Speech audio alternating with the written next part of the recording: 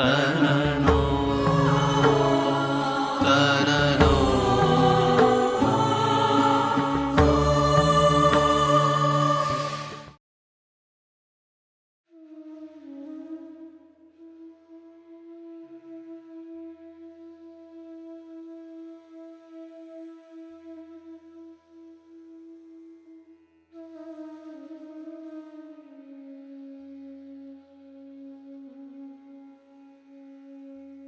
पहले होता है श्रवण, सुनते हैं। बच्चे के सीखने की प्रक्रिया का प्रारंभ सुनने से होता है। छोटा सा बालक, नवजात शिशु सुनता है अपने आजू बाजू आसपास खड़े लोगों के शब्दों को। शुरुआत में तो उसके लिए वो शब्द ही नहीं, ध्वनि है, साउंड है। और वैसे भी ये समग्र ब्रह्मांड जो है, ये सृष्टि है सचराचर, उसका प्रारंभ इस नाद से ही हुआ है, साउंड। और उस डिवाइन साउंड को हम ओमकार के नाम से जानते हैं, ठीक है। पूरे ब्रह्मांड में ये नाद अनाहत और अविरत हो रहा है, कोई कर नहीं रहा है, हो रहा है। The divine sound is there every moment, और उसी के चलते ये पूरा ब्रह्मांड टिका हुआ है। वो पिंड में जो है वही ब्रह्मांड में है, और जो ब्रह्मांड में है वही वास्तविकता इस पिंड में। इसलिए इस पिंड से, पिंड यानी हमारे शरीर में भी वो नाद अनाहत अविरत हो रहा है। जैन फकीरों ने इस नाद को बिना हाथ की ताली बताया। ऐसी ताली, वैसे कहते हैं कि ताली दो हाथ से ही बजती है, एक हाथ से नहीं बजती, लेकिन ये ऐसी ताली है बिना हाथ के बजती है। ये नाद है, और ये नाद, ये ओंकार उस परमात्मा का वाचक है। तस्य वाचक प्रणवः। इसलिए हमारे वेदों का आरंभ, या हम वेदों का कोई मंत्र बोले तो उसका आरंभ हम प्रणव के उच्चार से करते हैं।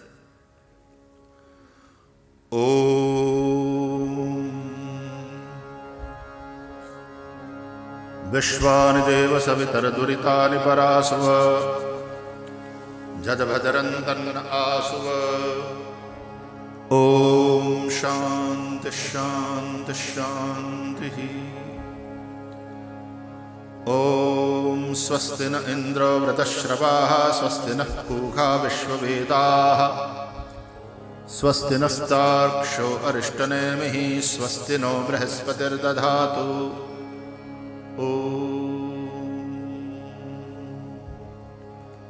ओम भूर्भुवः स्वः तत्सवितुर्वरेण्यं भर्गो देवस्य धीमहि धियो यो नः प्रचोदयात्।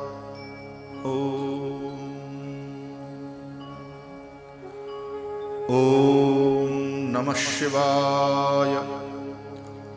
ओम नमो भगवते वासुदेवाय। ओम नमो नारायणाय।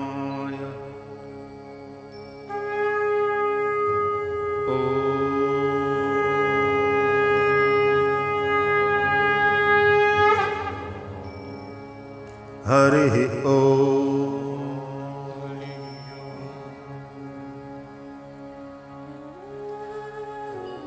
नाद फिर शब्द, नाद भी ब्रह्म, शब्द ब्रह्म।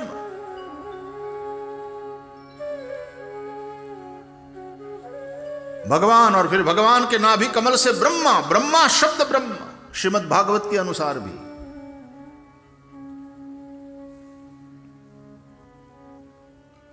शाब्दे ब्रह्मणि निष्णातः, ऐसे शास्त्रज्ञ।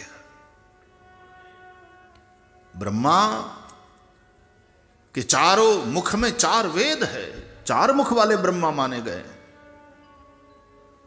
पूर्व वाले मुख में ऋग्वेद, दक्षिण वाले में यजुर्वेद, पश्चिम वाले मुख में सामवेद, उत्तर वाले मुख में अथर्ववेद। उन चारों वेदों के फिर चार उपवेद है।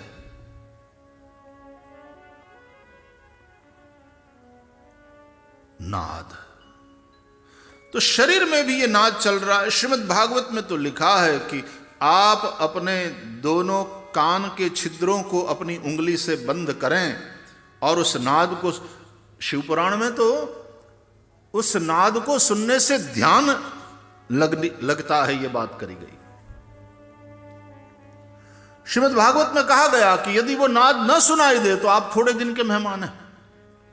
अब नाद नहीं रहा, अब शरीर टिकेगा नहीं। नाद के आधार पर शरीर टिकता है, उस नाद के आधार पर यह ब्रह्मांड टिका हुआ है। एक नाद है, उस नाद को हम ब्रह्म कहते हैं। Sound, the divine sound, that supreme reality in the form of divine sound is Om, Omkar. चाहे वैदिक परंपरा हो, चाहे जैनिज्म हो, बुद्धिज्म हो, सभी में ओम इस प्रणव को बड़ा महत्वपूर्ण माना गया। ओम मणिपद्मे हुम,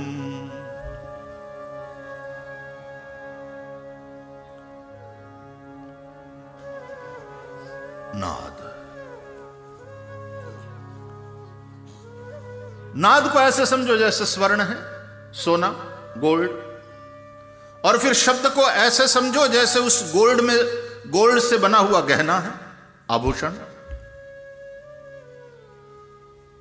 थोड़ा मिलावट करना पड़ता है तब आभूषण बनता है, उसकी डिजाइन तैयार होती है। ब्रह्मा रजोगुण के अधिष्ठाता,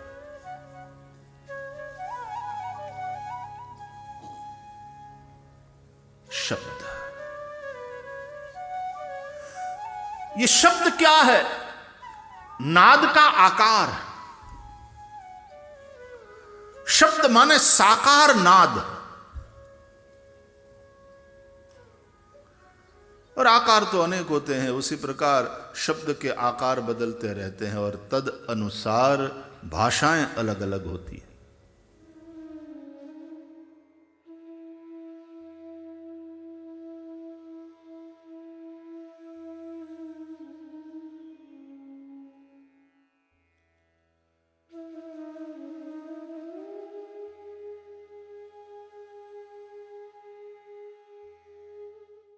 कई बार हम लोगों ने चर्चा किया है कि दुनिया में जितने भी धर्म हैं उनमें से कई धर्म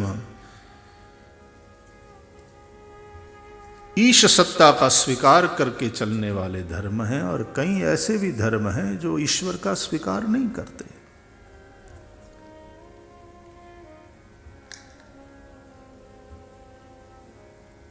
इसका तात्पर्य यह है कि ईश्वर का स्वीकार करो न करो तुम्हारी मर्जी, लेकिन धर्म का स्वीकार तो करना ही पड़ेगा। क्योंकि यदि धर्म नहीं है तो धर्मेण हीना पशुभिः समाना, तो मनुष्य पशु के समान हो जाता है।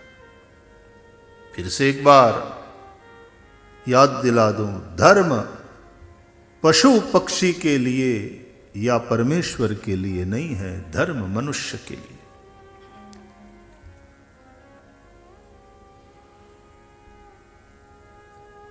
पृथ्वी के ऊपर जितने जीव हैं उनमें मनुष्य सबसे बुद्धिमान प्राणी है।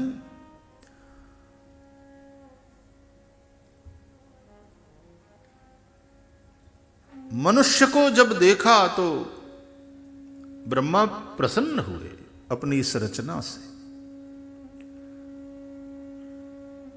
एक बात, एक भाव उठा है, आप लोगों के साथ शेयर कर दूं कि जिस प्रकार व्यास भगवान ने वेदों को व्यवस्थित किया, वेद परंपरा चलती रहे ये सुनिश्चित किया, और अनेक पुराणों का प्रणयन किया, लेकिन व्यास जी को शांति नहीं हुई। जब भागवत की रचना हुई तब उन्हें संतोष हुआ। उसी प्रकार ब्रह्मा ने भी अनेकों रचना करी, संतोष नहीं हुआ। जब मनुष्य की रचना हुई तो बड़े संतुष्ट हुए। अब ठीक, तो इसका मतलब भागवत और मनुष्य में संबंध है। दोनों सर्वोत्कृष्ट रचना है और इसलिए मनुष्य को, प्रत्येक मनुष्य को भागवत होना चाहिए। एक भाव ऐसा उठ रहा, भागवत यानी भक्त। प्रहलाद, नारद, पराशर, पुंडरी, ये सब परम भागवत पुरुष हैं।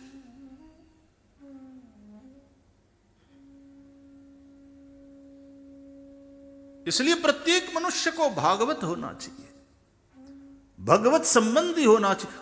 संबंध है ही है, लेकिन उस संबंध का मनुष्य जब स्वीकार करेगा। देखो, विवाह कर दिया तो लड़का लड़की पति पत्नी हो गए, संबंध तो अब है, लेकिन या लड़के ने या लड़की ने उस संबंध का दिल से स्वीकार नहीं किया, फिर क्या होता है देखो।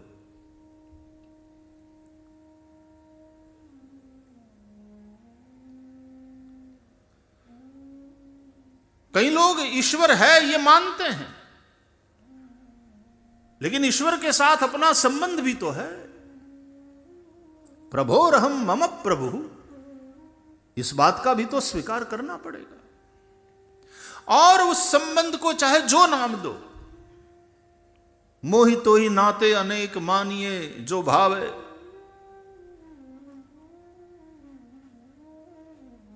चाहे ईश्वर को पिता मानो, अरे चाहे ईश्वर को पुत्र बना लो। हमारे यहां भक्ति मार्ग में तो यह छूट है, वात्सल्य भाव से आप जुड़ जाओ ईश्वर से। नंद यशोदा आदि सभी जो वृद्ध गोप हैं, उन्होंने भगवान को पुत्र माना, पुत्रवत वात्सल्य, या उसको प्रियतम मानो, वात्सल्य भाव, श्रृंगार भाव। ये भी भक्ति के सब अलग अलग रंग है, और अलग अलग रंग के अनुसार भक्तों का अलग अलग ढंग है। वात्सल्य भाव वाले जो हैं उनका अलग ढंग है।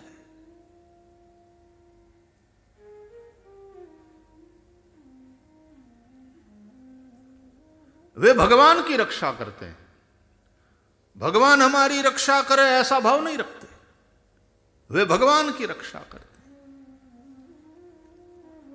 गर्गाचार्य जी ने कहा था, इसकी रक्षा करना, इसको संभालना,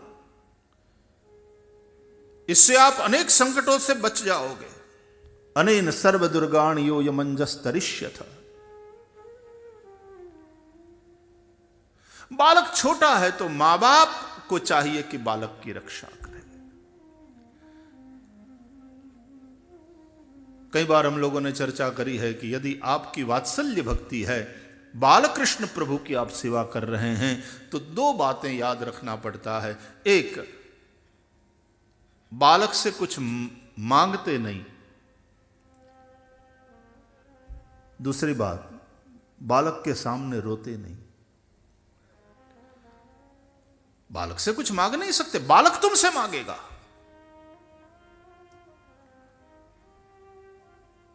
बालक से कुछ मांगोगे भी तो क्या मांगोगे? एक पप्पी मांगोगे। अच्छा बेटा मांगो, मामा को यहां एक पप्पी दे दो, पापा को एक पप्पी दे दो, चलो एक हग दे दो। कभी कभी आप बच्चे के लिए कुछ टॉफी ले आए हो, कुछ खाने को ले आए हो, बच्चा खा रहा हो, और वात्सल्य भाव में माँ बाप कहते हैं, अच्छा बेटा आप किसके बेटे हो? बोले पापा आपका। अच्छा तो अपने पापा को नहीं खिलाओगे? तो बच्चा टॉफी दे देता है, थोड़ी पापा के मुंह में देता है। पापा खाते भी हैं, कभी नहीं भी खाते हैं, लेकिन ऑफर किया उसने, मुझे दो, और बच्चे ने प्रेम से दिया। इतनी बात से पापा राजी हो जाते हैं, हृदय से लगा लेते हैं, बहुत प्यार बरसाते हैं, है ना। तो तो हमारा बाप भी तो यही कहता है कि मुझे दे, यत करोसि यदस्नासि यत जुहोसि ददासि यत तपस्यसि कौन्तेय तत्कुरुष्व मदर्पणम्।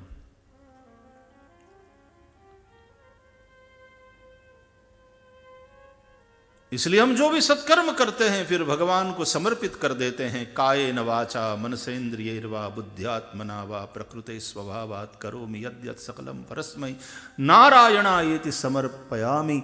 एकादश स्कंद में भी ये श्लोक है, थोड़े परिवर्तन के साथ। ये भागवत का लक्षण है, भागवत धर्म की जहां चर्चा हो रही है एकादश स्कंद में भी भगवान के निमित्त कर्म करना और फिर भगवान को समर्पित कर देना। तो बालक से कुछ नहीं मांगते। और दूसरी बात, बालक के सामने नहीं रोते। मां को किसी ने कुछ बोल दिया हो, वो दुखी हो, कभी सासू ने कुछ बोल दिया हो या पति के साथ लड़ाई हो गई और वो रोए, तो उसको देखकर बालक रोने लगता, मम्मी तुझे क्या हुआ है? तो अपने बालक के सामने तो मां आंसू पोंछ लेती है, अपना दुखड़ा छुपाती। कहीं एक बार कहीं किसी साधक ने पूछा था कि हमारी तो पता नहीं क्यों ऐसी वृत्ति बन गई है कि जब प्रसन्न होते हैं, सुख में होते हैं तो भगवान को भजते हैं, और दुख में फिर ईश्वर को याद करने का मन नहीं होता। ऐसा भी होता है। नहीं तो कई लोग ऐसे होते हैं कि दुख में ही याद करते हैं, सुख में भूल जाते हैं। सुख में सुमिरन सब करे, दुख में करे न कोई, जो सुख में सुमिरन करे तो दुख कहां से। लेकिन उन्होंने कहा कि हमारी कुछ उल्टी स्थिति है, जब सब अनुकूलता हो, सुख है, शांति है, आनंद है, तो भगवान को याद करना, भगवान की पूजा करना, उसमें मजा आता है। और जब दुख हो वगैरह तो भगवान को, हमारा उल्टा है। तो क्या हम वो ठीक नहीं? बहुत ठीक है, ये भी ठीक है कि रोतल मोढ़ू लेने हो भगवान ने हमें जाओ। हमारे यहां किसी की मृत्यु हो गई और मरणाशौच हो तो उसमें भगवान की सेवा का अधिकार नहीं, क्योंकि वो शोक ही अशौच है, अपवित्र, वही अपवित्रता। हां, शोक ना हो तो फिर वैष्णवों को, जिस तरह श्रीनाथ जी बाबा भी दर्शन देते हैं, वहां एक विशेष खिड़की रखी गई है नाथ द्वारा में, तो उन्हें अशौच में भी दर्शन से वंचित न रखा जाए ठाकुर जी के।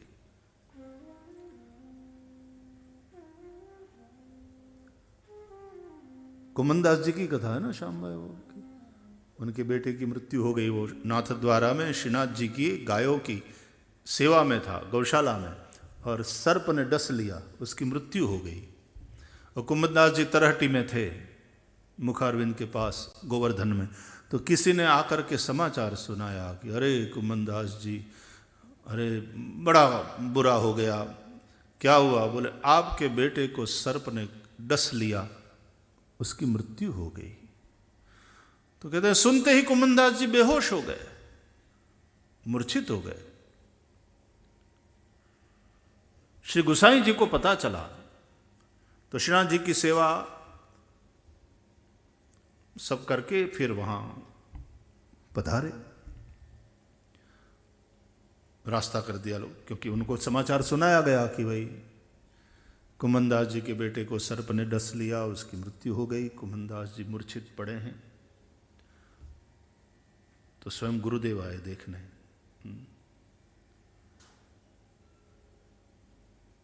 और वो पास पधारे बेहोश कुमनदास जी। तो किसी ने, जो लोग खड़े थे भीड़ में, उसमें से किसी ने बोल दिया कि पुत्र शोक तो वैष्णव को भी रुलाता है।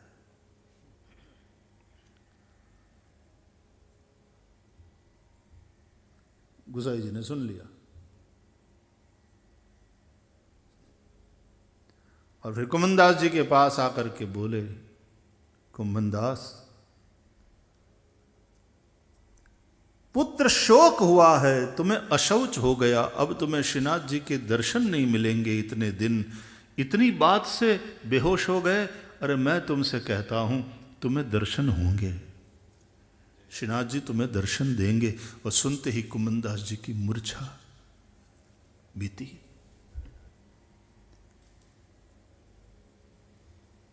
ये वैष्णवत्व है।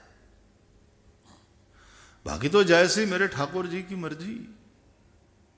दुख तो होता है लेकिन हरि की मर्जी। डॉक्टर ऑपरेशन करता है, पीड़ा तो होती है, लेकिन जानते हैं हम कि इस पीड़ा से गुजरना जरूरी है, कल्याण के लिए, हमारे भले के लिए। जे हरि करशे ते मम हितनु ए निश्चय बदलाए नहीं। हूं हरिनो हरि छय मम रक्षक एह भरोसो जाए नहीं। पीड़ा भी होगी, दुख होगा, आंसू भी बहेंगे। दैट डज नॉट मीन कि वैष्णव में भरोसे की कोई कमी है। आखिर मनुष्य है, दिल जैसी भी कोई चीज है। पीड़ा का अनुभव हो, और पीड़ा का अनुभव तुम्हें होए, यह तुम्हारे जिंदा होने का प्रमाण है।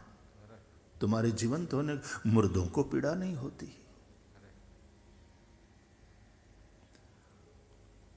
भक्त तो संवेदना के शिखर, संवेदनशीलता के शिखर पर विराजता है।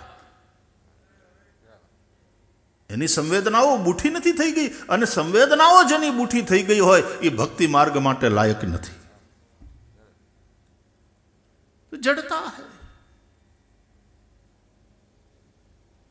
भक्त बड़ा संवेदनशील होता है,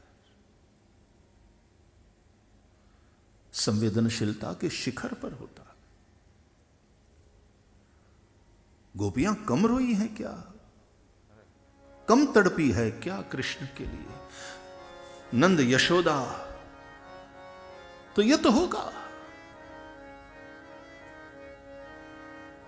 लेकिन वो प्रेम, भगवत प्रेम, कृष्ण प्रेम मजबूती से। तो कहा कि हमको तो दुख में फिर भगवान का भजन करने की इच्छा नहीं होती।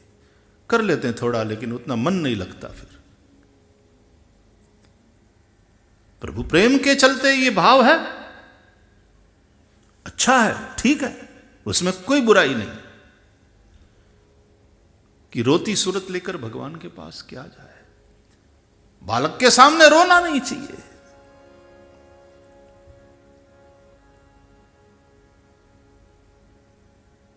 आपने देखा होगा पुष्टि परंपरा में ये जो हमारे मुख्य सेवक होते हैं ठाकुर जी, मुखिया जी जिनको बोलते हैं हम, तो ये और सभी प्राय बाकी सभी सेवक पान बहुत खाते हैं, पान बीड़ी खाते हैं। तो ये पान खाने का कोई व्यसन है क्या उनको? नहीं, उसमें भी ठाकुर जी के सुख का भाव है। हम ठाकुर जी की सेवा में रहते हैं सतत, हमें समीप रह करके स्नान कराना है ठाकुर जी को, ठाकुर जी का श्रृंगार करना है, भोग लगाना है। ये सब सेवा एकदम समीप रह करके करनी होती है। हमारे मुंह से कभी दुर्गंध आवे और ठाकुर जी को कष्ट होए, ऐसा नहीं होना चाहिए। इस भाव से पान खाते हैं। पान खाવાનું व्यसन નથી હોતું।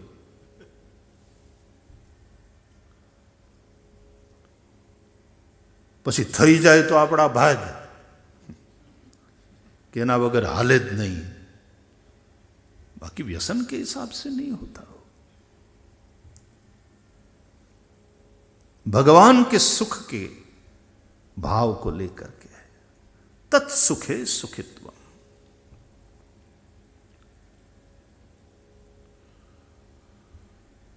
तो बालक के पास कुछ मांगना नहीं चाहिए और बालक के समक्ष रोना नहीं चाहिए। यदि बाल कृष्ण की सेवा है और आपका वात्सल्य भाव है प्रभु के प्रति, तो बालक तुम्हारी रक्षा करे ये नहीं, तुम बालक की रक्षा करो। नंद यशोदा कृष्ण की रक्षा करते हैं। पूरा श्लोक है ना।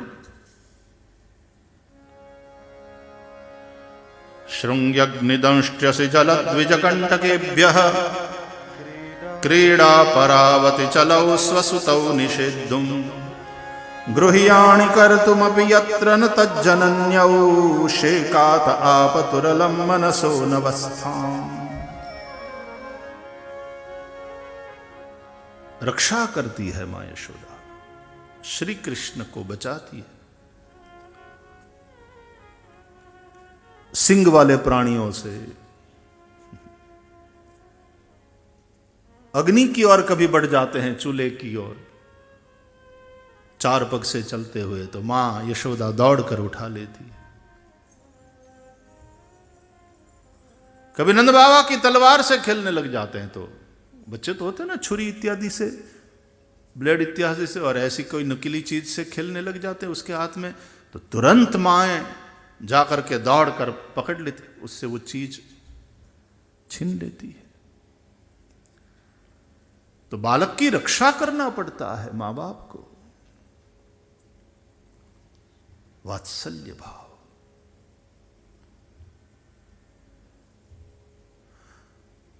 वो मरते दम तक अपने बच्चों की चिंता करती है। नब्बे साल की हो गई हो और उसका 65 साल का बेटा अभी बाहर से आया ना हो, तो बहुओं को पूछती रहती है, ओ तम आयो, ओ तम लाल, ओ तम आयो।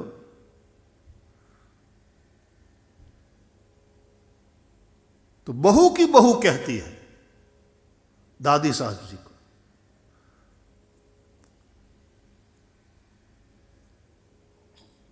कि ना अभी नहीं आए हैं,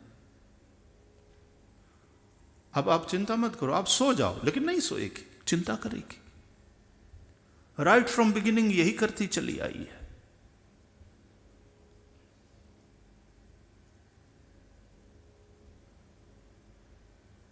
ट्रेन में मुंबई जातो હોય છોકરો ને એને વળાવવા આવે ને માં સ્ટેશન ઉપર,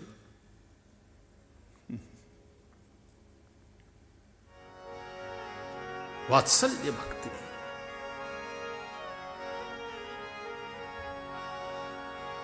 श्रृंगार भक्ति प्रियतम मानो, सख्य भक्ति सखा मानो ईश्वर को, दास्य भक्ति ईश्वर को अपना मालिक मानो, अपना स्वामी। मैं सेवक रघुपति पति मोरे। या तो शांत भाव, ये 5 भाव भक्ति में बताए गए हैं। वात्सल्य, श्रृंगार, या तो इसका दूसरा नाम है मधुर भाव, मधुर रस। वात्सल्य, श्रृंगार, सख्य, दास्य और शांत। ईश्वर को परम तत्व के रूप में देखते हुए लोग ध्यान करते हैं, उपासना करते हैं।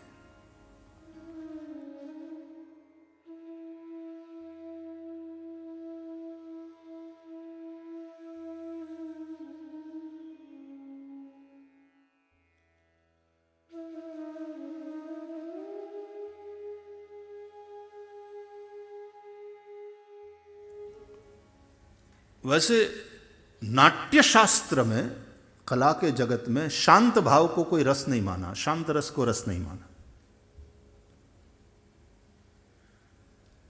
क्योंकि शांत रस का अभिनय कैसे करना, वो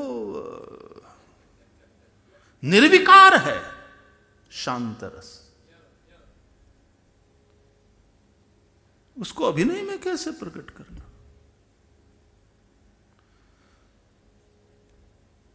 विष्णु धर्मोत्तर पुराण में एक श्लोक है, नास्ति यत्र सुखम दुखम। सुने, शांत रस किसको कहते हैं? नास्ति यत्र सुखम दुखम न द्वेषो न च मत्सरः। नास्ति यत्र सुखम दुखम न द्वेषो न च मत्सरः समः सर्वेषु भूतेषु सशान्तः प्रथितो रसः।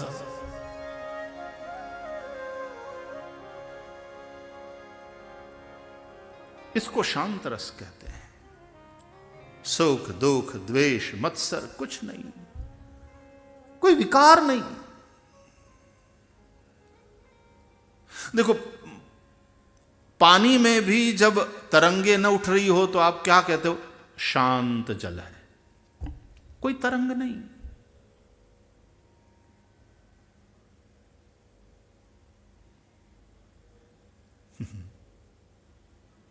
तो क्या है, અમારા જમાનાના અમારા અમે ભણતા હતા ને ત્યારના જે ગીતો છે ને એ વળી મગજમાં આવે।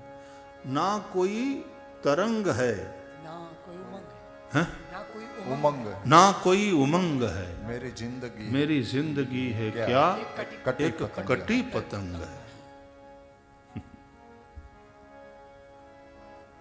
एकदम जिल शांत होती है, कोई तरंग नहीं उठ रही है। तुम्हारे मन में जब कोई ऐसी तरंग न उठ रही हो, न सुख की, न दुख की, न द्वेष की, न मत्सर ईर्ष्या की, एकदम समत्व में तुम स्थित हो, सशांत प्रथितो रस, वो शांत रस है। तो नाट्य शास्त्र में तो अब इसको अभिनय में डालना, गुस्सा हो तो अभिनय उस हिसाब से कर सकते हो, प्रेम हो उस हिसाब से कर सकते हो, द्वेष ईर्ष्या सारे भाव, सुख दुख इत्यादि सब भावों को आप अभिनय में प्रकट कर सकते हो, नाटक हो सिनेमा हो। भरतजनो नाट्य शास्त्र ने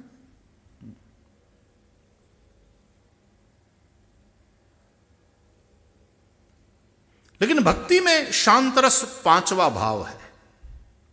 भक्ति मार्ग में वात्सल्य, श्रृंगार, सख्य, दास्य और शांत, पांच भाव है। तो ईश्वर है ये स्वीकार करके ये चलने वाले लोग, और ईश्वर के अस्तित्व को स्वीकार न करने वाले लोग, दो प्रकार के धर्म दुनिया में मिलेंगे।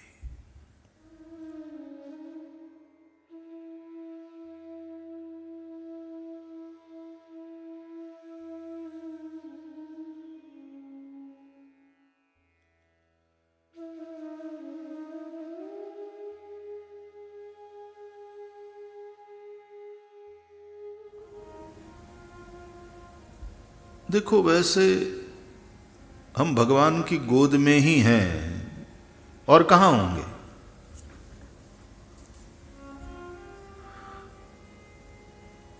लेकिन हम ये भूल जाते हैं कि हम भगवान की गोद में हैं।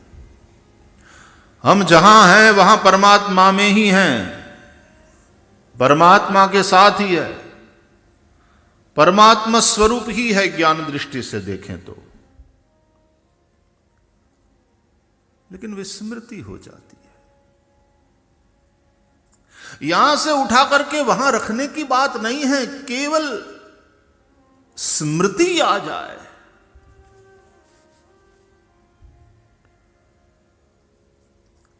उस सत्य का अनुभव हो जाए।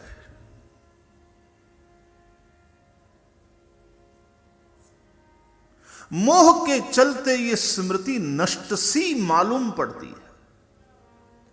गीता भगवान ने जब सुनाया तो अर्जुन ने यही कहा कि नष्टो मोह स्मृतिर्लब्धा, बस याद आ जाए, बस स्मरण हो जाए। ऐसा नहीं कि भगवान आप जहां हैं उस स्थान को छोड़कर कहीं दूसरे स्थान में चले जाओगे, जंगल में चले जाओगे, तीर्थ में जाओगे तो वहां भगवान है और वहां मिल जाएंगे। तो क्या आप जहां हैं वहां परमात्मा नहीं है? और यदि ऐसा है तो परमात्मा की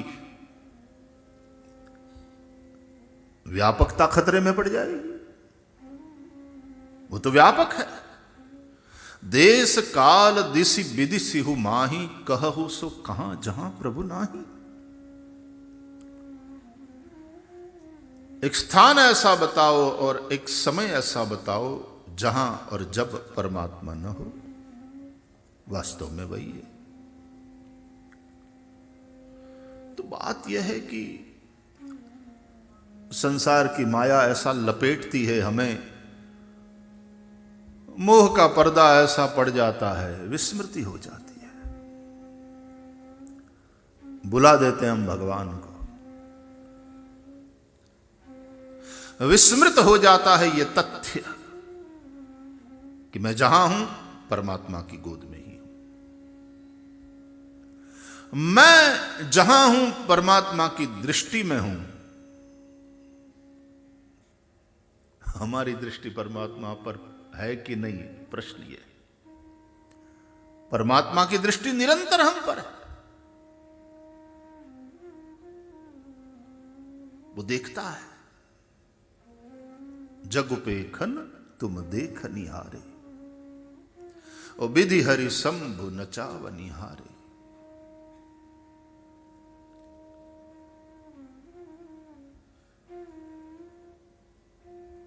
आवश्यकता है तो बस स्मृति की। तो क्या फिर तीर्थों की कोई महिमा नहीं, मंदिरों का कोई महत्व नहीं? फिर मंदिर क्यों बनावे? परमात्मा सर्वत्र। और ऐसा प्रश्न लोग करते हैं कि मंदिरों की जरूरत क्या है, इतने बड़े बड़े मंदिर बना के बैठे हो।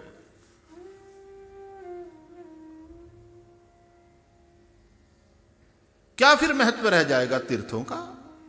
फिर क्यों बनावे मंदिर? वो इसलिए कि उसकी स्मृति हो जाए।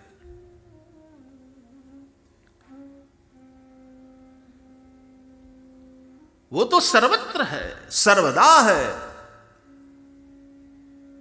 लेकिन हम भूल जाते हैं ना।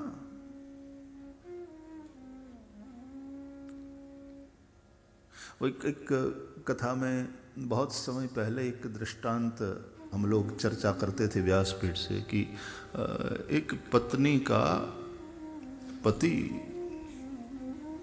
बड़ा प्रेमी, very loving and caring,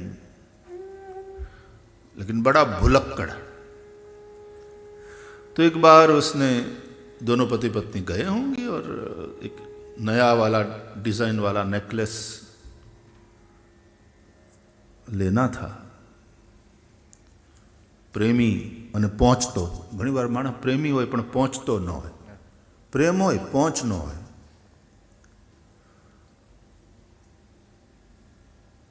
₹10 lakh लग गया, बोले ले ले कोई बात नहीं।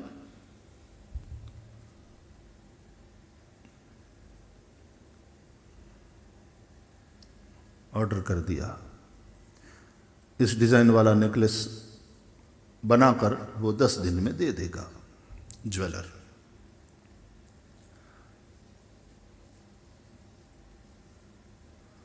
दसवां दिन और पत्नी ने पति से कहा कि आज आप दफ्तर जा रहे हो, ऑफिस जा रहे हो, वापसी में वो नेकलेस लेते आना। शाम वो 8:30 बजे घर लौटता था तो पत्नी बिल्कुल प्रतीक्षा ही कर रही थी। जब वो आया तो पूछा नेकलेस ले आए? अरे बोले भूल गया, इतना ज्यादा व्यस्त रहा मैं। It was a very busy day actually. Okay, कल याद करके लेते आना। बोले पक्का पक्का कल लेते आऊंगा। दूसरे दिन फिर वो सुबह चला दफ्तर जाने के लिए, तो पत्नी ने वो, ये आपकी घड़ी, ये आपका बटुआ, ये आपका रुमाल सब थमाया। कहा सुनो नेकलेस लेते आना आज। पक्का पक्का। गया, 8:30 बजे रात में लौटा तो पत्नी प्रतीक्षा ही कर रही थी। वो तो बड़ी उत्सुक होती है ना नेकलेस के लिए, क्या आ जाएगा आज। तो जैसे ही मुस्कुराती हुई दरवाजे में खड़ी मिली, लाए। अरे पता है, यू नो व्हाट, शाम 5:30 बजे तक मुझे याद था कि नेकलेस लेके जाना है, लेकिन फिर लास्ट में एकदम 6 बजे एक ऐसी मीटिंग आ गई, और उस मीटिंग के बाद फिर उसमें जो कुछ वो सब हुआ तो उसके चलते दिमाग उसी में रहा, और वापसी में फिर मैं वो ज्वेलर के पास उसके शोरूम जाना भूल गया। लेकिन कल पक्का, कल पक्का। भुलक्कड़पति। पत्नी थोड़ी चिड़ी तो सही, लेकिन फिर चलो एक दिन और लेट।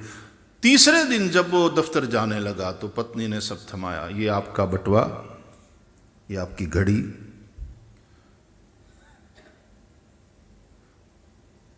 और ये आपका रुमाल। तो रुमाल देने लगी तो पत्नी ने रुक रुक रुक, रुमाल वापस ले लिया, रुमाल खोला और रुमाल के अंदर एक गांठ लगाई कि आज नेकलेस लेके आना है, भूलना नहीं है, ठीक है, आज नेकलेस लेके आना है। उसके सामने गांठ लगाई रुमाल में, और फिर रुमाल उसको थमा दिया, उसने अपनी जेब में डाला, गया। अब दिन में जितनी बार वो रुमाल निकाले हाथ पहुंचने के लिए, कभी मुंह पहुंचने के लिए, और रुमाल में लगी हुई गांठ दिखे, और गांठ को देखे और याद आए नेकलेस लेके जाना है, नेकलेस लेके जाना है। वो उस दिन भूला नहीं और सचमुच नेकलेस लेकर आया। उस पत्नी की तरह हमारे ऋषि मुनियों ने भी, हमारे महापुरुषों ने भी हमें स्मृति रहे इसलिए ये गांठें लगाई है। बाकी परमात्मा तो सर्वत्र है, सर्वदा है, he is everywhere and all the time, यत्स्यात् सर्वत्र सर्वदा। लेकिन मुश्किल यह है कि, तकलीफ यह है कि भूल जाते हैं हम, विस्मृति हो जाती है, और यह विस्मृति ही विपदा है। विपद विस्मरणम विष्णो हो, और स्मरण ही संपदा है। संपन्न नारायण स्मृति ही। आध्यात्मिक दृष्टि से देखें तो विपत्ति और संपत्ति की व्याख्या बदल जाती है। भगवान का विस्मरण ही विपत्ति है और प्रभु का स्मरण ही संपत्ति है। श्री हनुमान जी महाराज भी यही कहते हैं।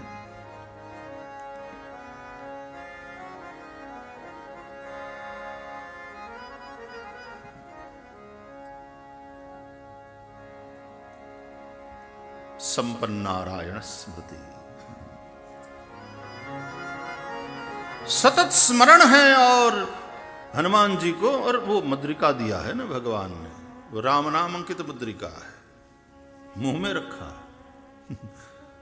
कई लोग कहते हैं सीता जी ने आप पानी हतीन मोढ़ा मारा कि हनुमान जी कूद्या दरियो और लंका पहुंचा, ते पछी मोढ़ा माथी आम ओकी ना आपीए से सीताजी ने। छी छी, કેટલું अनहाइजीनिक કહેવાય। हम संकेत समझते नहीं है। राम नाम अंकित मुद्रिका है, और राम नाम तो राम नाम मणि दीप धरु जी हदे हरिद्वार। राम नाम तो मुख में होना चाहिए। मुख में हो राम नाम, राम सेवा हाथ में।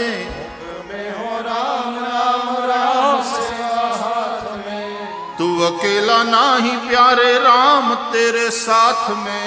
तू अकेला नहीं प्यारे राम तेरे साथ में। मुख में हो राम, राम सेवा हाथ में हो, राम का नाम हमारे मुख में हो। हनुमान जी, इसलिए तो सुंदरकांड का पाठ किया जाता है बार बार। एक साधक को कैसे रहना चाहिए, ये सदगुरु रूप हनुमान जी सिखाते हैं। हनुमान चालीसा के आरंभ में वैसे गुरु की वंदना मंगलाचरण में क्यों की जाती है? श्री गुरु चरण सरोज रज निज मन मुकुर सुधार। बरनव रघुबर विमल यश जोदायक फलचार। बुद्धिहीन तनु जानिके सुमिरो पवन कुमार। बल बुद्धि विद्या देहु मोहि हरहु कलेश विकार।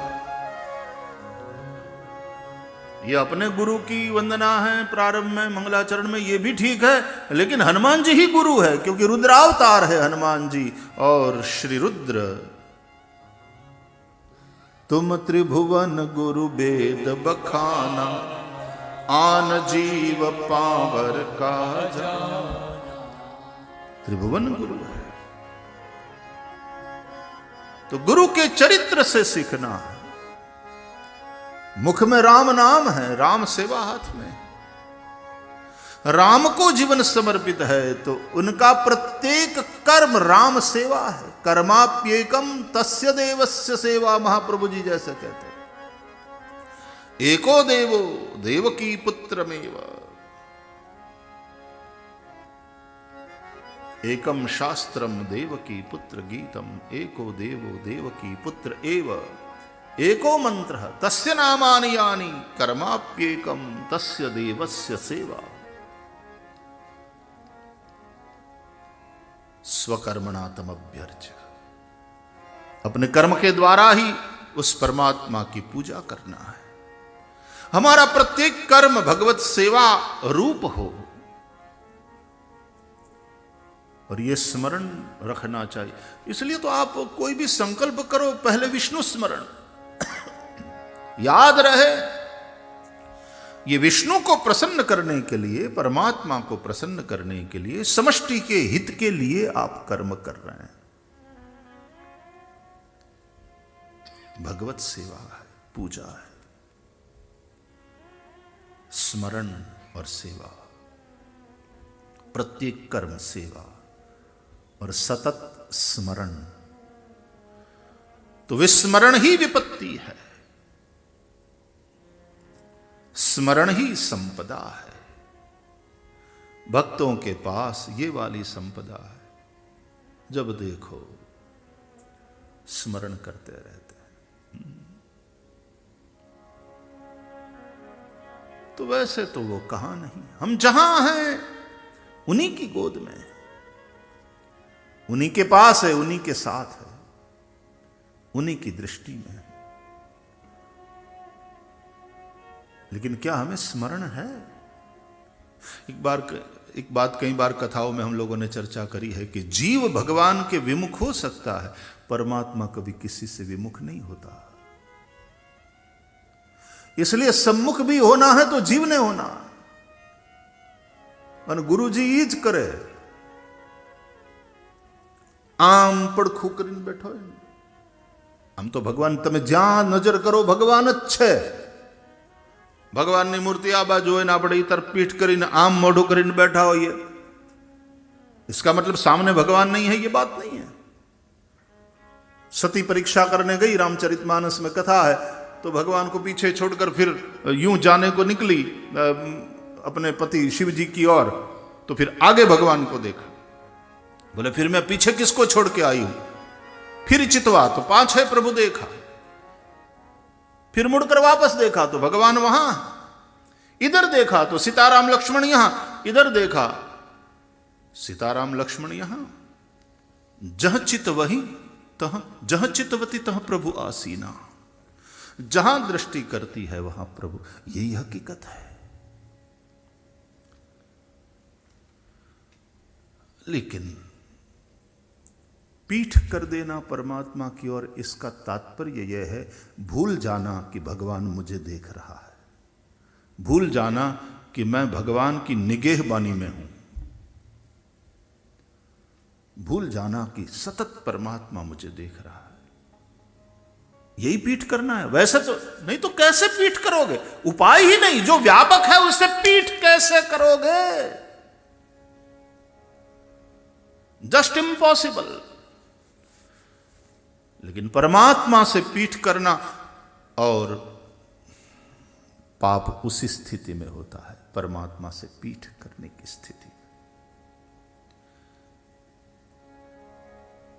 इसका तात्पर्य है भूल जाना कि परमात्मा की निगहबानी में मैं हूं, भूल जाना कि परमात्मा मुझे देख रहा है। हमारी दृष्टि परमात्मा से हटी और दुर्घटना घटी, सावधानी हटी कि दुर्घटना घटी। और वैसे देखा जाए तो यह कहना कि भाई सदगुरु क्या करता है, वो जो पीठ किए हुए हो तुम परमात्मा की ओर, तो सदगुरु तुम्हें पकड़ करके यूं भगवान की ओर ऐसे खड़े रहो। कभी कभी क्या होता है, परमात्मा ऐसा किसी को ना करे, लेकिन ऐसे जो प्रज्ञाचक्षु लोग होते हैं ना, उन्हें कभी बोलने के लिए कहा जाता है तो बेचारे उन्हें दिखता नहीं, तो ऑडियंस इस तरफ है और वो इस तरफ खड़े हो जाते हैं, माइक इस तरफ है, तो कोई आकर के फिर उन्हें हाथ पकड़ करके यूं माइक की ओर मोड़ करके खड़ा करता है। हाँ, अब बोलो। हम भी अंधे हो रहे हैं, अज्ञान का अंधापा है।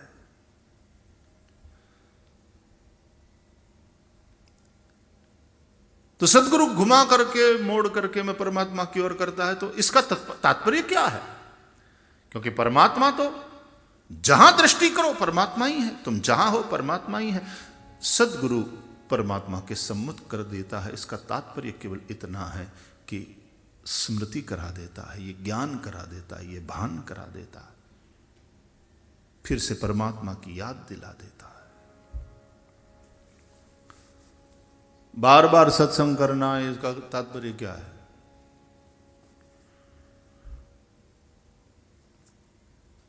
कभी कभी तो एक ही बात सुनने को मिलती है, कहते वही भागवत, वही रामायण, लेकिन स्मृति हो जाए। ऐसी माया पकड़ लेती है और मोह का पर्दा डाल देती है, विस्मृति हो जाती है। तो अर्जुन को स्मरण हो आया, मोह का पर्दा हट गया। नष्टो मोह स्मृतिर्लब्धा त्वत्प्रसादान मयाच्युत अब स्थितोस्मि गत संदेह करिष्ये वचनं तव।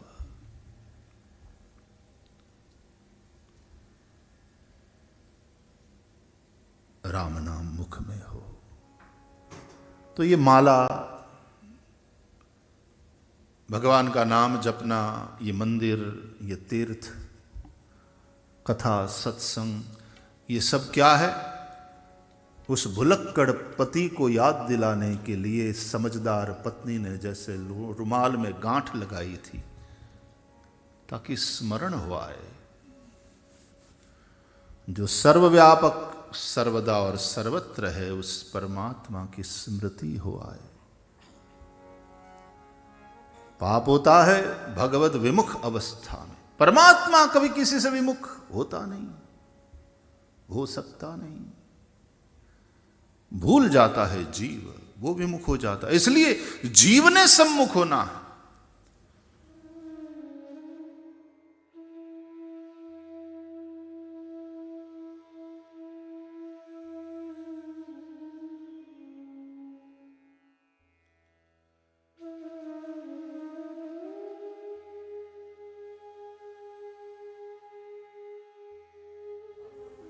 यहां से जो बातें आप सुनेंगे, जो यहां से महत्वपूर्ण उपदेश हमको प्राप्त होगा, वो तो एक्चुअल है, वो वास्तविक है।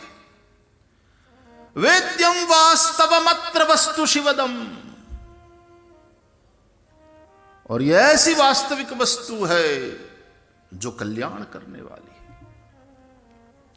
इहलोक और परलोक दोनों को सुधारने वाली बातें हमें भगवान वेद व्यास जी के कृपा प्रसाद के रूप में प्राप्त हो रही है।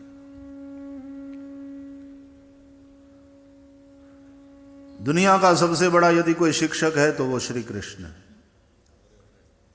इसलिए हम कहते हैं कृष्णम वंदे जगत गुरुम, श्री कृष्ण जगत गुरु। और ये इसलिए सर्वोत्तम है, आचार्य है कि स्वयं पहले अपने आचरण में वो बात आती है, फिर विद्या के 4 चरण हैं। विद्या का प्रचार प्रसार जो किया जाता है उसके 4 चरण हैं।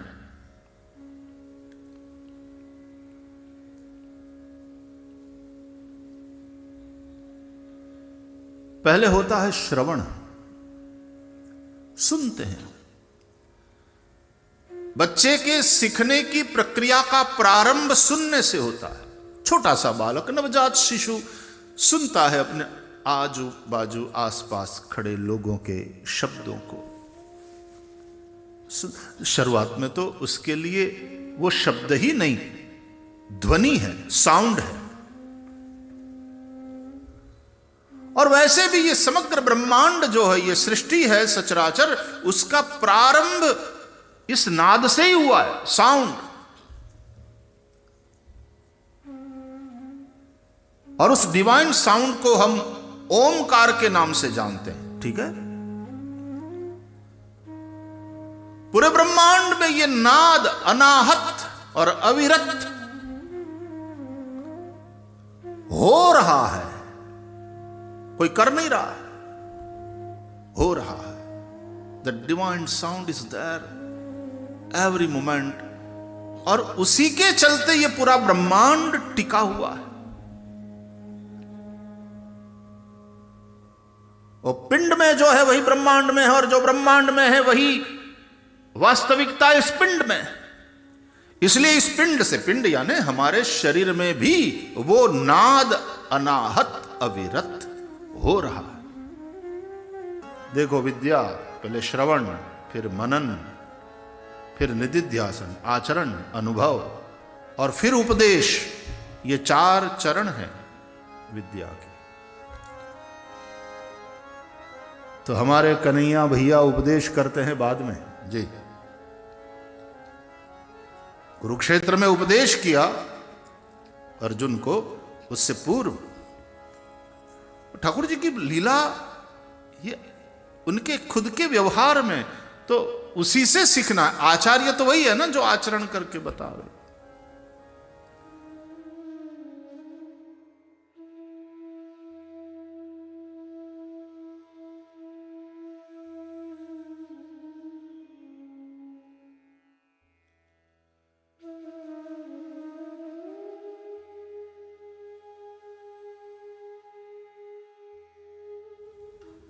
કેટલાય પ્રકારની લિપિઓ છે વિશ્વમાં.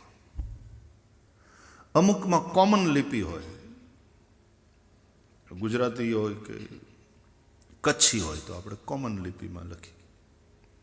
દેવનાગરી સંસ્કૃત હોય, હિન્દી હોય, બધું કોમન લિપિ હોય. શબ્દોને કાગળ ઉપર ઉકેરવા માટે. ઉકેરવું આ પણ કેવો સરસ શબ્દ છે.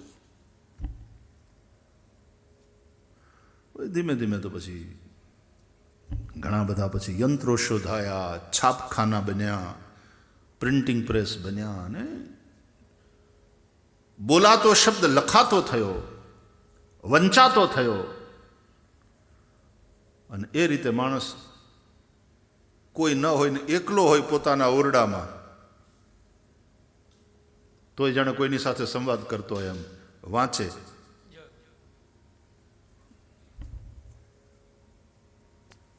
किस तरह से ये जीवन खिला, खुला,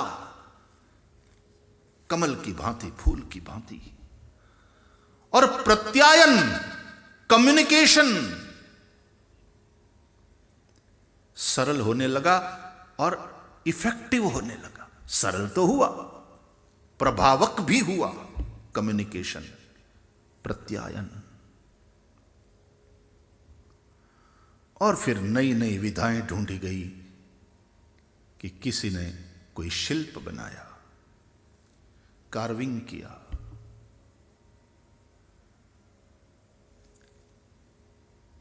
ये भी अलग अलग ढंग है अपने आप को अभिव्यक्त करने का.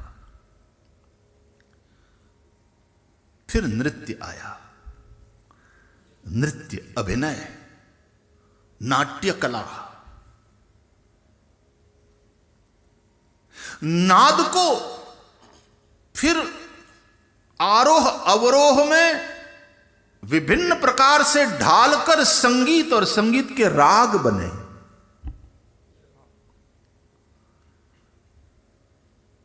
उस सुर के साथ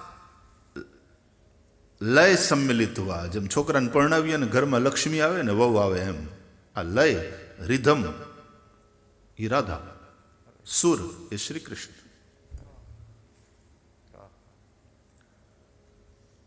और फिर जो गायन, वो राधा कृष्ण का रास. आज सुबह में जब भगवान नारायण का पूजन जैसे हम नित्य करते हैं 10 से 11 बजे तक, उसके बाद फिर ठाकुर जी की आरती होती है, भोग आरती होती है, राजभोग की आरती होती है. तो आरती करने के बाद फिर नंदोत्सव किया.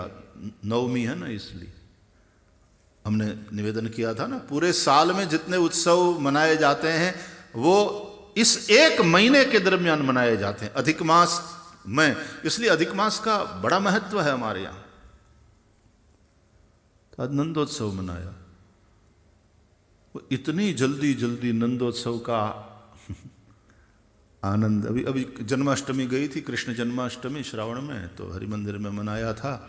फिर यहां कथा में कृष्ण जन्मोत्सव मनाया 4 अक्टूबर को, और फिर आज नंदोत्सव फिर हुआ।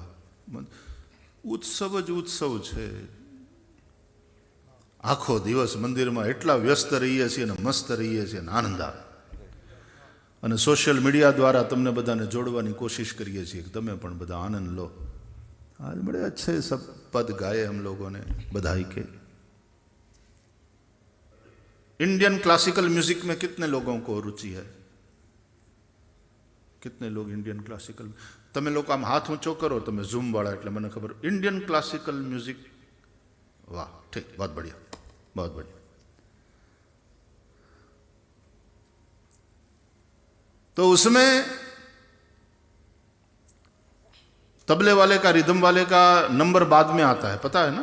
पहले गायक हो या तो बजाने वाला इंस्ट्रूमेंटल हो, तो पहले एक राग की वो अवधारणा करता है।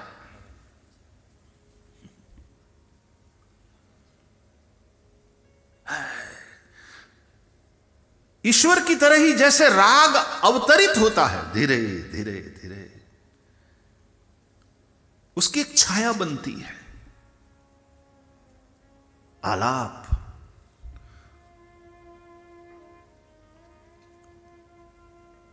और फिर वो ठीक से उसकी छाया प्रभावक रूप में बन जाती है। એટલે કે છોકરો ભણી ગણીને કમાવા માંડ્યો હોય, 5મા પૂછાતો થયો હોય, જે હોય પૂછે કે આ કોનો છોકરો, આના લગ્ન થઈ ગયા કે બાકી છે, is he married or steel?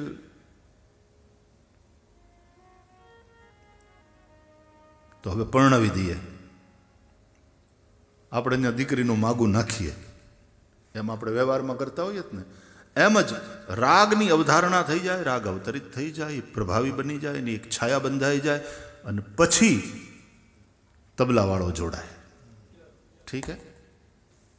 Indian classical music में या राग ने परणावानी बात थी। कोनी हारे? बेन अखंड सौभाग्य कांक्षिणी बेन रिधम साथे, रिधम तो मृदंग हो चाहे तबला हो, रिधम, उसके साथ उसका विवाह किया जाए।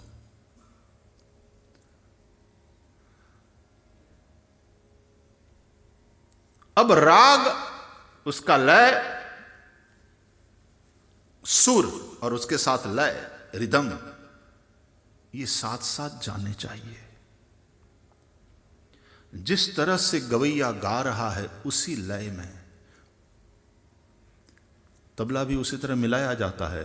वो किस सुर में गा रहा है, तबला मिलाया जाता है, फिर उसी लय में तबला चलता है, रिदम चलती है। ये पतिव्रता पत्नी है। पति के सुर और उसके लय को पहचान कर उसके साथ, એટલે તો સપ્તપદી થાય છે, એમ रिधमમાં એક લયમાં એની હારવાર ડગલા ભરે, ડગલા માંડે।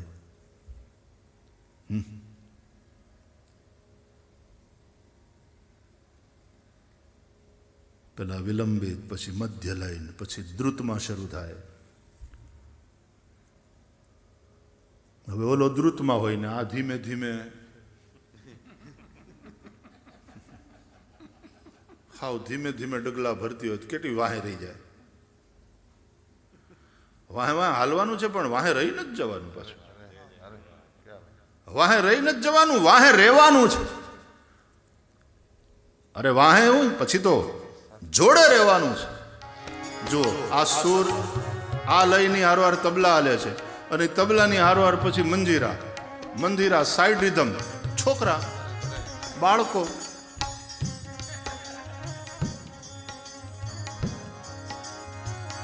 આ એક સંસાર છે સંગીતનો. અને પછી એની આરે વાયોલિન ને આ બેન્જા વાગે ને વાંસળીઓ વાગે ને એ બધા દેરિયા જેઠિયા, પણ એ બધા એક સુરમાં બોલે પછી ફેમિલીમાં જે આખી એક હાર્મની હોય અને એને કારણે જે આખું ઉત્સવ જેવું વાતાવરણ હોય, પરમ શાંતિ, परम आनंद हो, एवरी मोमेंट सेलिब्रेशन हो. हाँ, ये सब सीखने वाली बातें हैं. केवल ये I am very fond of music, इससे बात नहीं बनती. उसमें से भी कुछ संदेश मिल रहा है. तो ये सारी उस नाद की ही अभिव्यक्तियां हैं. एक ना एक प्रभुनो जेम जुदी जुदी रीते આપણે શ્રૃંગાર કરીએ મંદિરમાં, એક ના એક તમારા એકલૌતા શ્રીમતીજી જેમ દરેક વખતે અલગ અલગ રીતે તૈયાર થાય પાર્ટીઓમાં જતી વખતે, એ પ્રમાણે આ દ્રષ્ટાંત છે. હોય તો એ એકની એક इकलौती, लेकिन हर बार अलग अलग ढंग से वो तैयार होती है ना. એકનો એક નાદ, આમ અનેક પ્રકારે એની અભિવ્યક્તિ, એની પ્રસ્તુતિ અને સુંદરતા. એમાં સંગીતનું સૌંદર્ય, આકૃતિનું સૌંદર્ય, વિચારોનું સૌંદર્ય, ભાવનું સૌંદર્ય, परस्पर व्यवहारનું सौंदर्य, सबको सौंदर्य ही अच्छा लगता है. कुरूपता, विरूपता, विकृति हमारे जीवन में न हो. संस्कृति हो, सद्भाव हो, सद्विचार हो, सद्व्यवहार हो, ये एक सौंदर्य है. જો કેટલું શીખવાનું મળે છે વાલા. આ કંઈ ટાઈમ પાસ માટે નથી આપણે આખો મહિનો ગમે એમ કરીને પાસ કરી દેવો ના. અધિક મહિનો છે, કંઈક અધિક શીખવાનું મળે,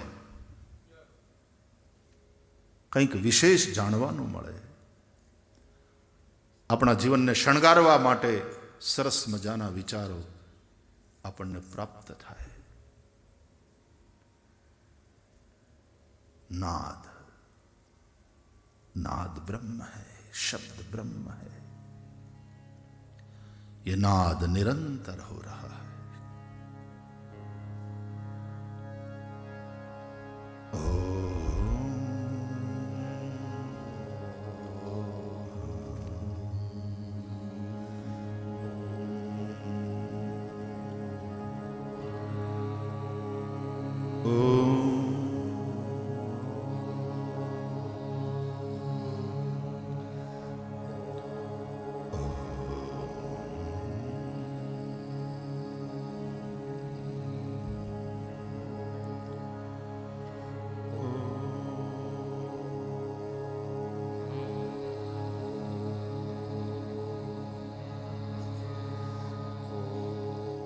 देखो, इस तरह से तुम्हारे विचार, तुम्हारी वृत्तियां इतनी शांत हो जाएगी.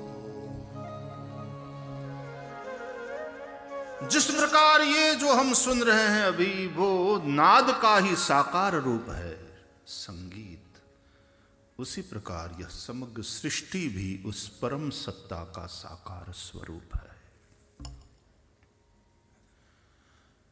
ये इसलिए आनंद देता है संगीत, इसलिए शांति देता है, इसलिए सौंदर्य का प्रकटीकरण होता है इस संगीत के माध्यम से कि एक हार्मनी है, सुर है, लय है. उसी तरह सृष्टि का भी एक सुर है, उसका एक लय है, और उस सुर और लय को तोड़ना बड़ा पाप है. तुम्हें पता है तुम्हारे इस पिंड में, इस शरीर में भी एक सुर है, एक लय है. ठीक समय पर तुम्हें भूख लगती है, ठीक समय पर तुम्हें नींद आने लगती है, तुम उबासियां भरने लगते हो. शरीर संदेश देता है कि अब सोना चाहता हूं. उस लय के साथ ताल मिलाते हुए जीवन जीना, ये योगी का जीवन है.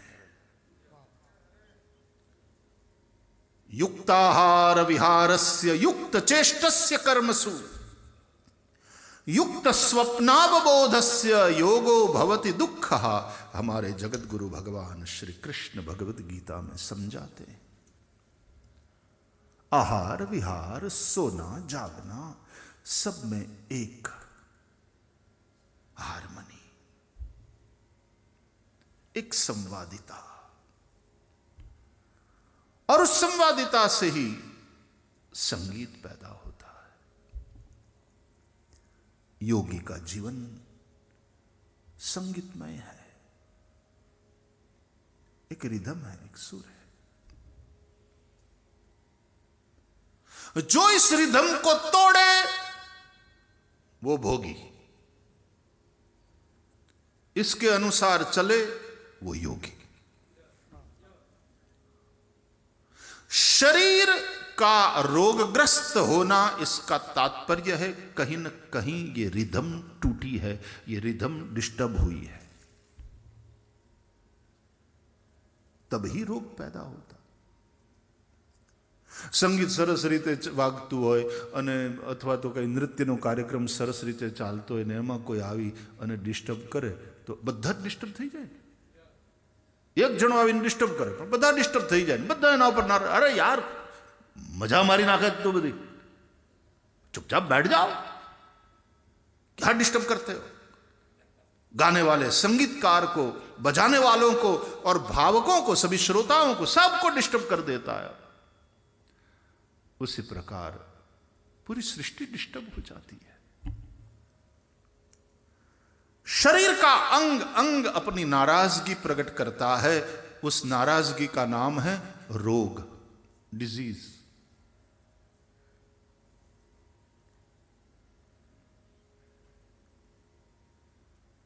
डॉक्टर नवीन भाई मेहता जाने, बाकी अमारे त्यां घणे ठिकाणे संगीत द्वारा पण रोगोने ठीक करवामां मदद मळे छे। एम लोको कहते रागी जो सुनाए रागिनी तो रोगी को मिले आराम।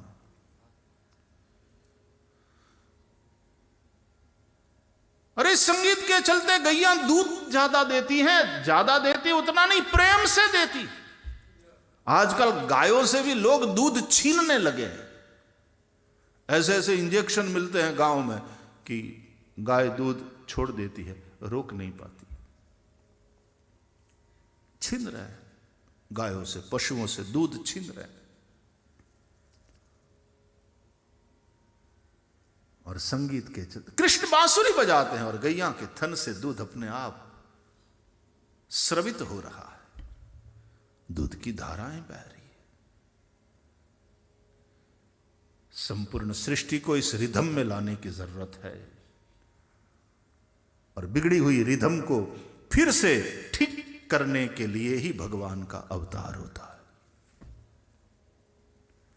यदा यदा हि धर्मस्य ग्लानिर्भवति भारत अभ्युत्थानमधर्मस्य तदात्मानं सृजाम्यहम्।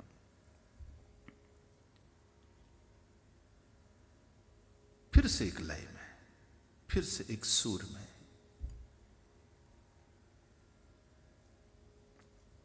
वहां सौंदर्य है, वहां शांति है, वहां शक्ति है। नहीं तो आपस में लड़ने में ही शक्ति खर्च हो जाती है।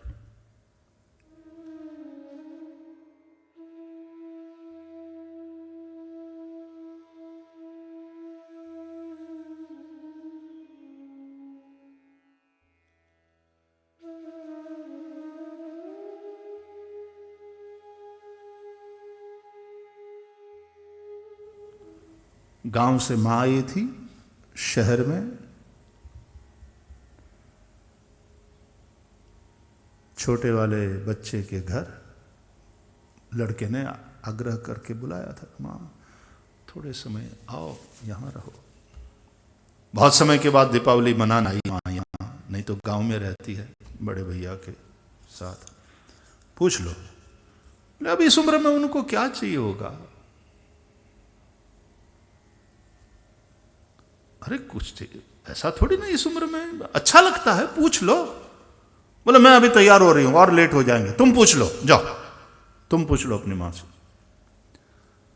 तो ये मैडम तो मेकअप करने में और उसमें तैयार होने में लगी हुई थी, और वो लड़का गया, माँ तुम्हें दिवाली के लिए कुछ चाहिए क्या? हम शॉपिंग करने जा रहे हैं। बोले मुझे क्या चाहिए बेटा? मुझे, अरे नहीं नहीं माँ, नए कपड़े खरीदते हैं, दीपावली है। वो इसको हर बार मैं 1-2 तोला सोना खरीद करके भी देता हूँ। बोले बहुत बढ़िया बेटा, बच्चों के लिए कुछ ले आएंगे। मम्मा तुमको क्या चाहिए? तुम कुछ जो मंगाना चाहती हो। बोले मुझे कुछ नहीं चाहिए। और ये मेकअप करते हुए सुन रही है संवाद। अरे नहीं मां कुछ बोलो। तो ये अंदर ही अंदर गुस्सा भी हो रही कि वो मना कर रही है तो क्यों चिपके हैं ये।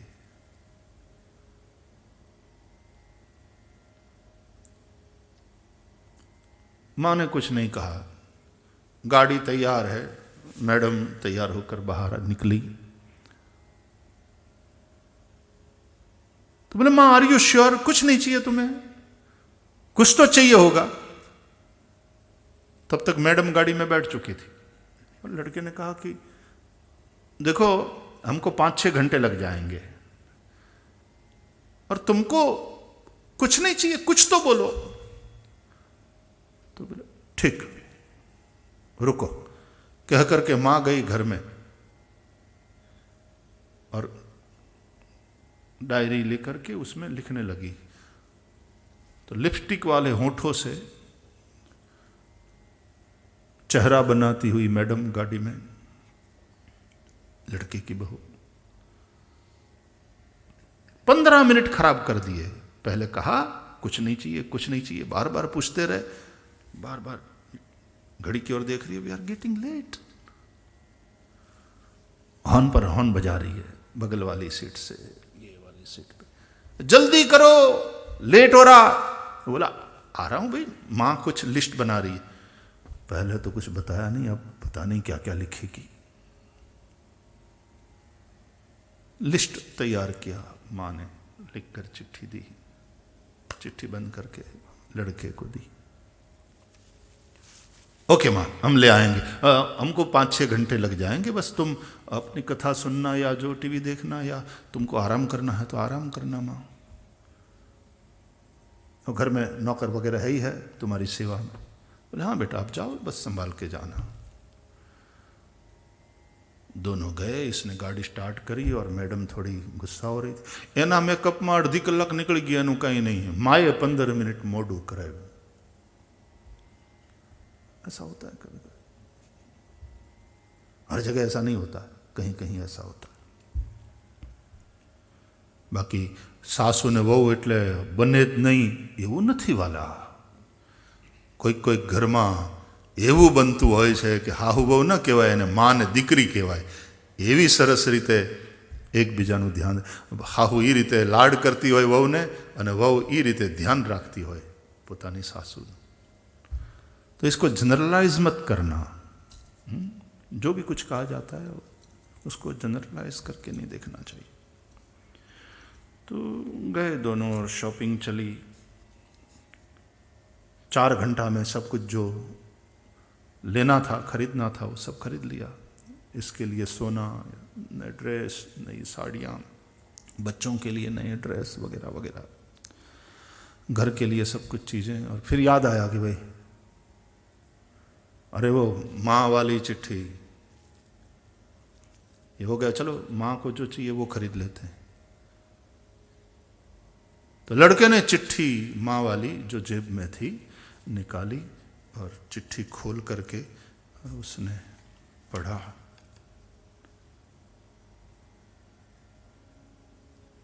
तो पढ़ते पढ़ते रोने लगा। तो पत्नी ने पूछा क्या हुआ? ले पढ़। बहू ने पढ़ा कि मेरे प्यारे बच्चों, तुमको प्रसन्न देखकर मैं प्रसन्न हूं। मुझे कुछ नहीं चाहिए। हो सके तो इस दिवाली में मेरे लिए थोड़ा समय निकालना। थोड़ी देर मेरे पास बैठना।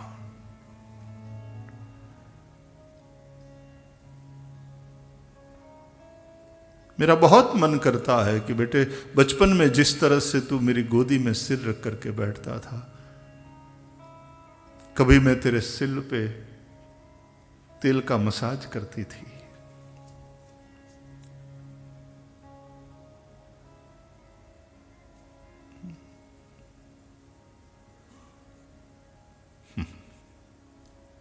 गौतम भाई,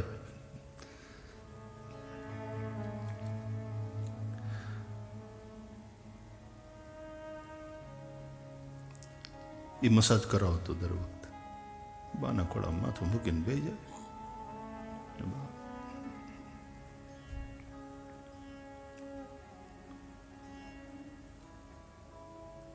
आज मां बाप और कुछ नहीं चाहते, अपने बच्चों से समय ही चाहते हैं।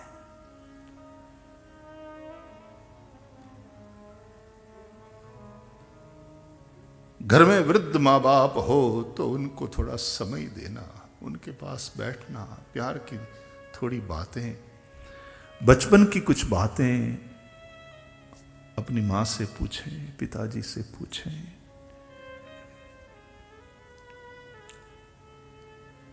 जीवन को अहमियत दो, अपनों को अहमियत दो।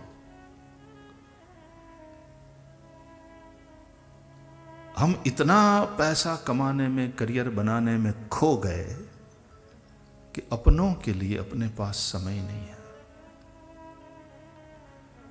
रिश्तों की अहमियत कम होने लगी है। आदमी वर्चुअल वर्ल्ड में जी रहा है, दूर दूर के लोगों के साथ जुड़ रहा है और अपनों से डिस्कनेक्ट होता जा रहा है।